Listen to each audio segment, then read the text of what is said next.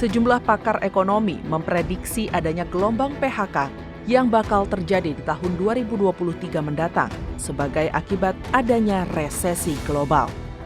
Pemutusan hubungan kerja tengah mengancam industri dalam negeri, salah satunya industri tekstil dan produk tekstil. Hal ini disebabkan penurunan angka permintaan produksi dan angka penyerapan produk yang menurun. DPR RI menilai pemerintah perlu melakukan langkah antisipasi, yakni dengan cara penerapan larangan terbatas untuk produk impor. Berdasarkan data Kementerian Ketenagakerjaan, ada peningkatan pemutusan hubungan kerja dari Maret hingga September 2022. Meski begitu, Menteri Tenaga Kerja berdalih angkanya belum terlalu signifikan. DPR RI menilai ini menjadi sinyal supaya PHK tidak kembali meningkat. Anggota Komisi 11 DPR RI Ahmad Najib Kodratullah mengatakan pemerintah harus turun tangan, memastikan benar tidaknya PHK terjadi.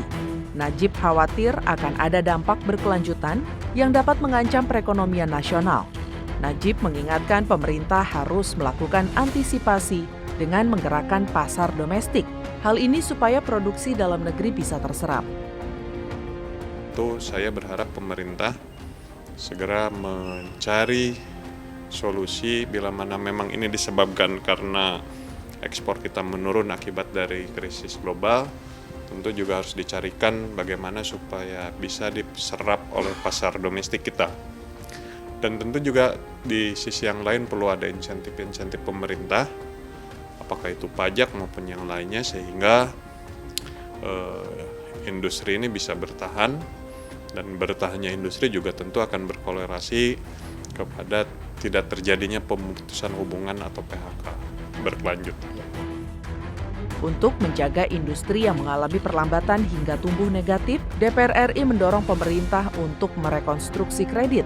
Untuk itu, pemerintah perlu berkolaborasi dan berkoordinasi dengan otoritas jasa keuangan. Sementara itu, Komisi 9 DPR RI berharap sektor industri tidak melakukan pemutusan hubungan kerja atau PHK secara massal. Anggota Komisi 9 DPR RI Ade Reski Pratama berharap meminta Kementerian Tenaga Kerja untuk menjalin komunikasi dengan sektor industri bersama-sama mencari jalan keluar dari persoalan ekonomi sehingga PHK massal dapat dihindarkan.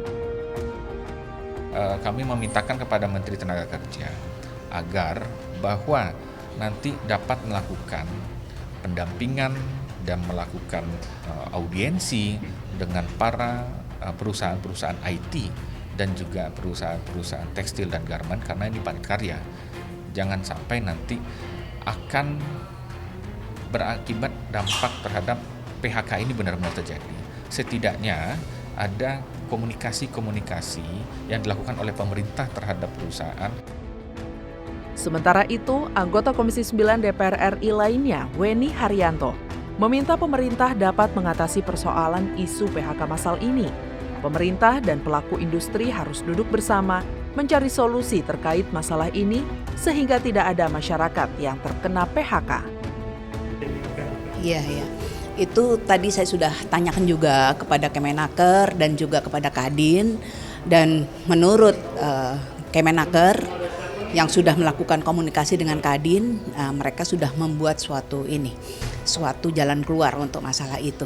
Jadi diusahakan supaya PHK itu tidak terjadi, namun dibuat dengan formula yang lain seperti itu. Komisi 11 DPR RI secara tegas meminta pemerintah turun tangan mengantisipasi terjadinya PHK massal. Ahmad Najib Kodratullah meminta pemerintah untuk turun tangan mengantisipasi terjadinya PHK massal di sektor industri tekstil.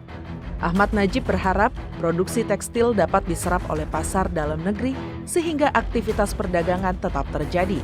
Pemerintah mesti melakukan intervensi agar tidak berdampak pada PHK massal industri kecil. Hal lain tentu juga misalnya diberikan semacam insentif atau bahkan disinsentif. Kalau insentif yang saya maksud adalah terhadap barang-barang impor yang penting dan menjadi bahan baku. Kalau disinsentif itu barang-barang impor yang berupa menjadi saingan dari produk-produk dalam negeri kita. Nah, insentif dan disinsentif ini diharapkan mampu mempertahankan kondisi ekonomi yang ada. Tim Liputan TVR Parlemen melaporkan.